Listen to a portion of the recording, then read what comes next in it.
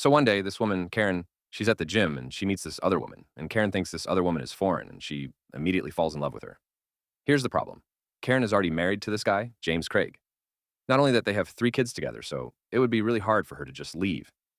So instead of leaving James Craig, Karen just starts going to the gym a lot more, where she regularly sees this other woman. Now, the other woman, her name's Sonny, and Sonny's a personal trainer at that gym. So then Karen becomes a personal trainer as well. And now Karen and Sonny are together all the time, and eventually they hit it off romantically. Here's the thing about Karen: though she's an honest person, she can't keep secrets from her husband.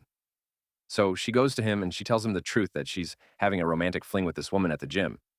Now, here's the thing about James Craig: he's a very controlling person. He has tons of rules. He gives Karen a curfew, he limits the amount of money she can spend, he insists that she smash with him every night at 80 o'clock sharp, and then he makes her go to bed by 9. It's weird regardless. Karen tells James Craig about her affair with Sonny, and surprisingly, James Craig is all for it. He's like, go ahead, it's not going to affect our marriage. In fact, he's so for it, he keeps trying to get himself involved. He starts sending Sonny flowers and nice texts, keeps trying to talk them into a threesome. But unfortunately for James Craig, the 2 women don't want him involved. Then, they say no. And during all this, Karen and Sonny's relationship and their feelings for one another keep getting more and more serious. And James Craig, he sees that they're falling in love, and he realizes he's losing control of his wife. And he's like, I cannot let this happen. So he goes and he accepts a new job at a state, and he moves Karen and his family far away from Sonny, from Texas to Missouri. Now Karen moves with her family, but she refuses to let her relationship with Sonny go. So she and Sonny continue their fling long distance through emails, through phone calls. Sometimes they visit each other. But then one night, Karen and James Craig go back to Texas to attend their friend's New Year's Eve party. Well, they're at this party with all their friends, and Sonny shows up, and things are about to get crazy. Now I imagine at this point everyone's a little drunk, and Karen and Sonny, they start openly flirting and making physical contact in front of everyone. And eventually they wander off, and some people at the party catch them kissing. And James Craig finds out about this, and he is pissed, and he's embarrassed, and he's humiliated, and they get into a huge fight, which I guess sort of devolves into a shoving match, and all their friends are standing around like. So then James Craig feels like he has no other choice. He gives Karen an ultimatum: it's either Sonny or me. So then a few weeks later, Karen files for divorce. And this is where James Craig starts losing his mind.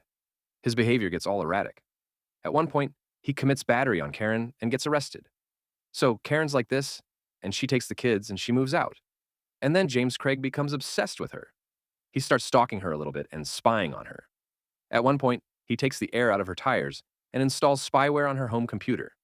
In fact, he becomes so obsessed with Karen, he starts looking at old family photo albums during work, and he eventually gets fired.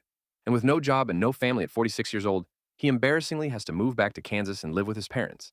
Then sometime later, Thanksgiving rolls around, and that evening Karen and the kids are at their grandmother's house, which is also in Kansas, about an hour away from where Craig and his parents live.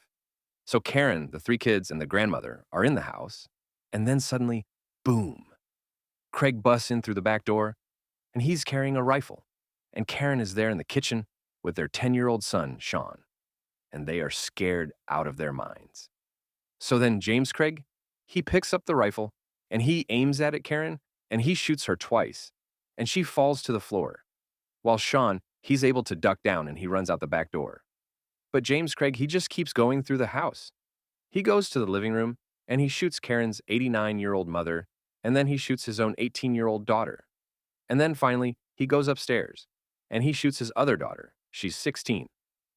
Meanwhile, 10-year-old Sean, he runs to a neighbor's house, and he has them call police. The next morning, police find James Craig, and they arrest him. Here's his mugshot. So he goes to trial, and he's found guilty of capital murder. And he's sentenced not to life, but to death. And to this day, he's still alive, but he's on death row. And this all happened in Missouri.